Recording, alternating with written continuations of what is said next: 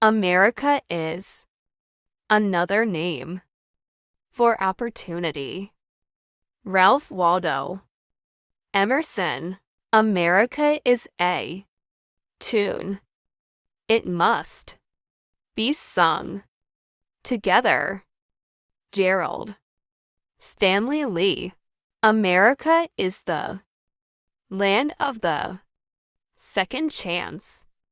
And when the gates of the prison open, the path ahead should lead to a better life. George Bush. America is a place where you can write your own destiny. Oprah Winfrey. America is a vast conspiracy to make you happy. John Updike. America is a place where all races and nationalities come together and live in harmony. Gene Phillips. America is not just a country, it's an idea. Bono.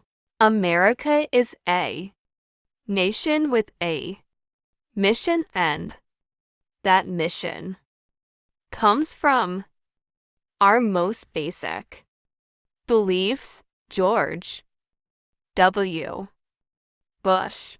America is a tune. It must be sung together. Gerald Stanley Lee.